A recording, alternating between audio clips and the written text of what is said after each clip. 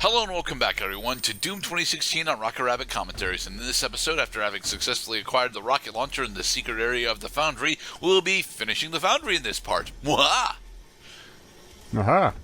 I am very slowly going through this bonus area because, as I've mentioned previously, the Foundry is the area that I actually have the most, some of the most difficulty attempting to fully complete.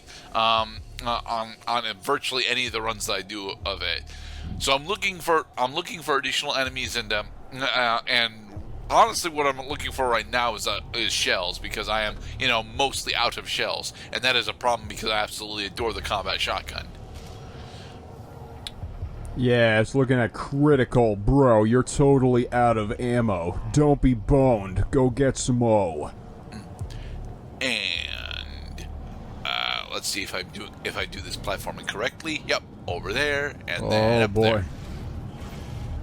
Yeah, I'm starting to get a better eye for what is a traversable distance. Like, for example, if you're just climbing up into a shaft, or, well, now, how far can you jump in order to clear a clearly destroyed bridge?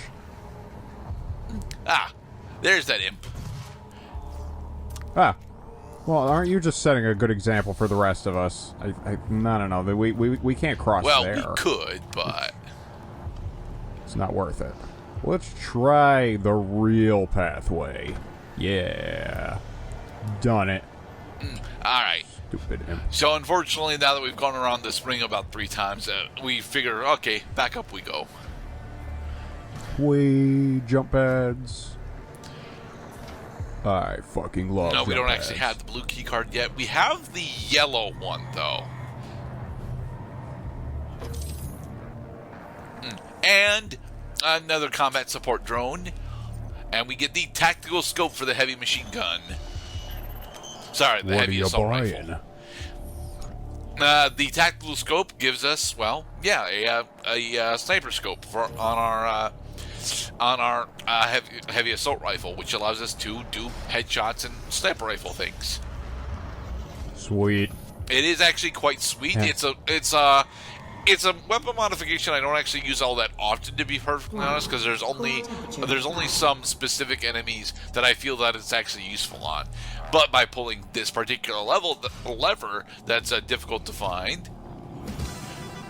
And difficult to move. Difficult to move, yes. We successfully open up yet another one of the classic tribute levels.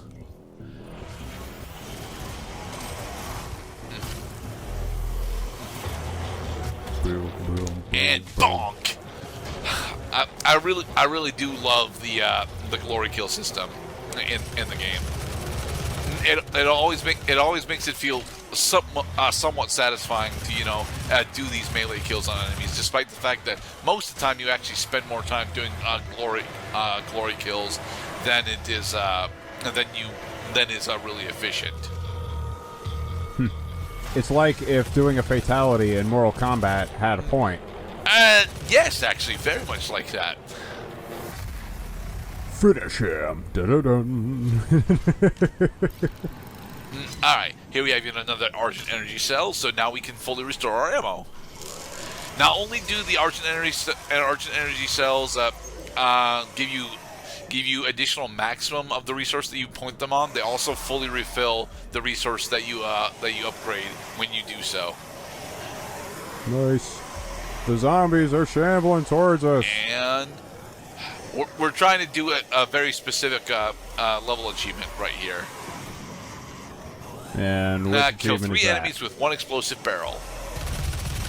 Oh, right. There. Got it. Okay.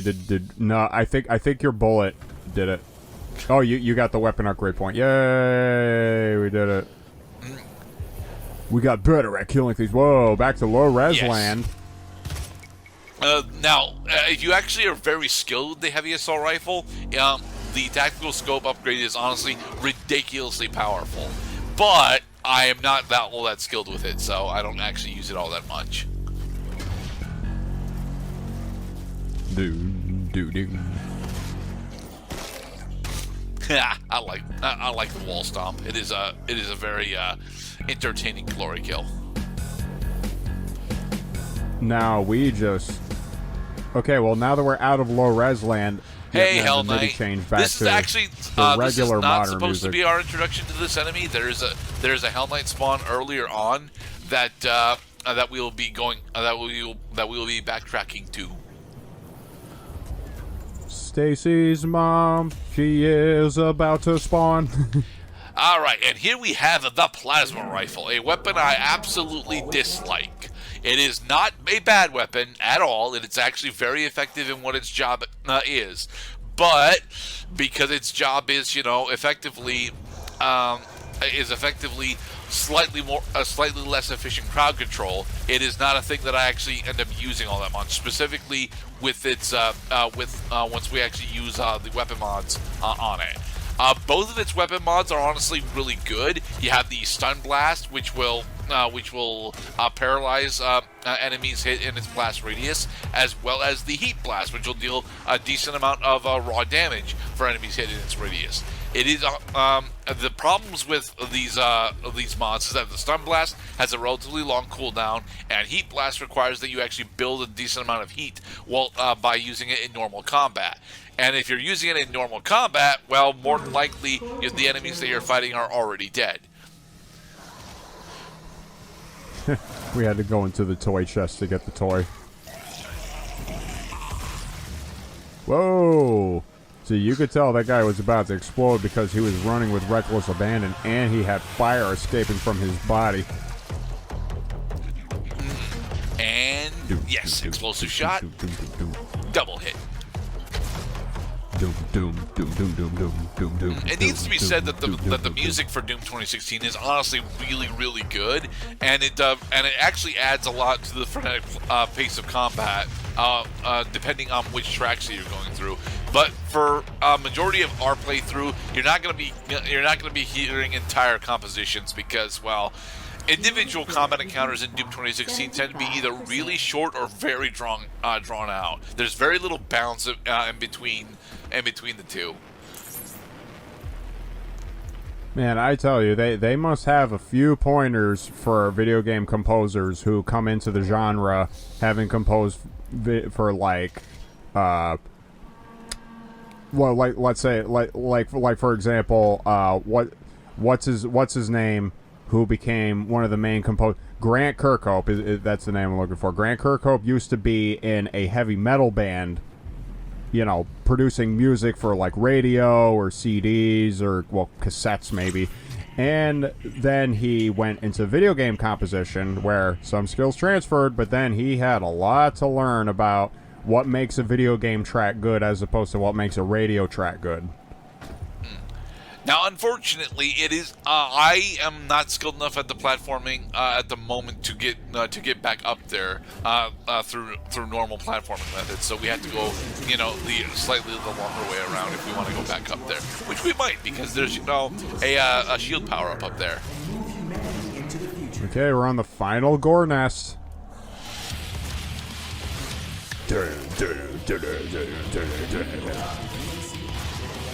This is a game that understands the ear and the sensibilities of the modern metal listener.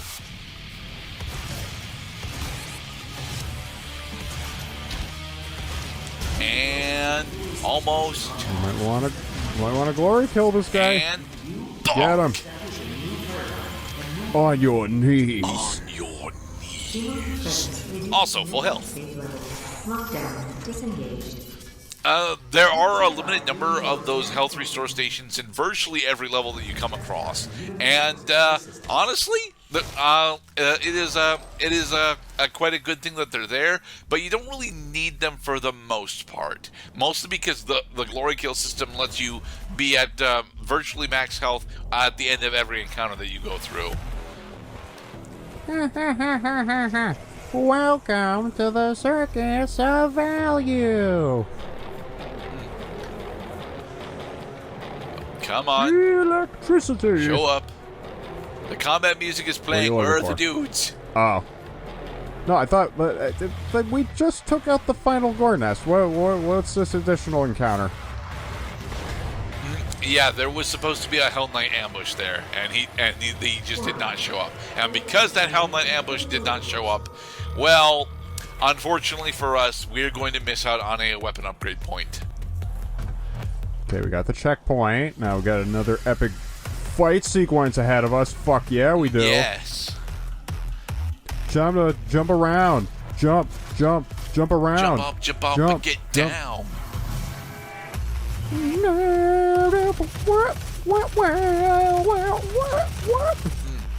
So on a totally different topic, what is your favorite Janet Jackson album, Mr. Cloud? I can't, honestly, Mr. Gridite, I can't think of a single song by Janet Jackson. Huh. I mean, I'm sure I've heard it, it's just I couldn't identify it just by hearing it. Next question. If you were to go back and play any of the Doom video games other than Doom 2016, which one would you do you think you would have the most fun with? What have the most fun with? Probably Doom 3. Ooh. So I find that when I play classic games that it's the third game in the franchise that I have the most fun with. That is an interesting take. I'm not entirely sure how accurate it is because are you aware of the controversies surrounding Doom 3? No, but are you aware that having fun is subjective? Having fun is very subjective.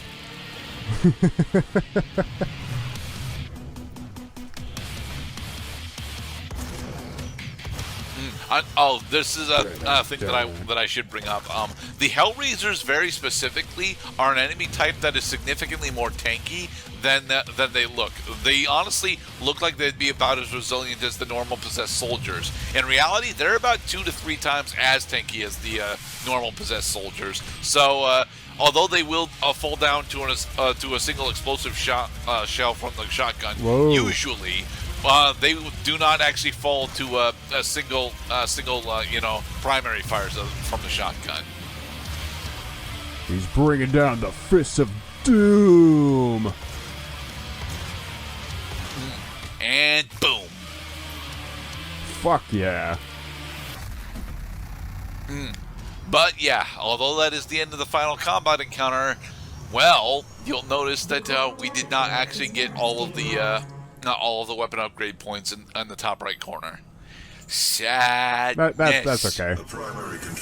Well, what the upgrade system is all about is that on your second or third playthrough, that by the time you get to the same points as where you were on your first playthrough, you'll be that much more powerful because you probably got more weapon upgrades, you found more secrets, and you killed more enemies according to the challenges that unlock these weapon upgrades. Okay, and we're getting charge efficiency. Yeah, charge efficiency. Woot.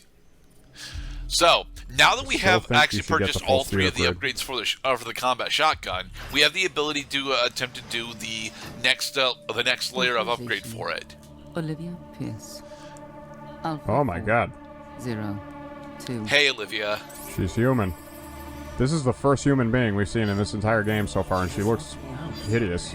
I wouldn't necessarily call Olivia human, but that's because I have ideological problems with her. I mean, she's supposed to look human, certainly, but between our world and theirs. Well, basically like saying, do the precogs from Minority Report, are they human? And the answer is yes, they are human. They just have psychic powers. No, very tormented psychic powers. Are we just being forced to stand still watching this lady fuck her shit up? Anyway. I fucking hate it when games make us do this. Well, it's not like we could actually get to her right now. The door's locked. Yeah, exactly, and that's why I hated Bioshock 2, because the fucking bitch that you're chasing for the whole time gets to say, like, nah, nah, nah, nah, nah, you can't hurt me. So basically ripping our balls off while we're just made to stand perfectly still. Yay, more ammo. Right, and then as soon as she walks away, we can go into the room that she was standing in. God damn it. Allow anyone but Olivia to override it now. We will have to shut down the Argent Tower manually from the surface. Well, I hope you got a good look at the bitch, because we're going to be killing her later. Yes. Thank you for watching another Rock Rabbit Commentaries episode of Doom. We will see you next time.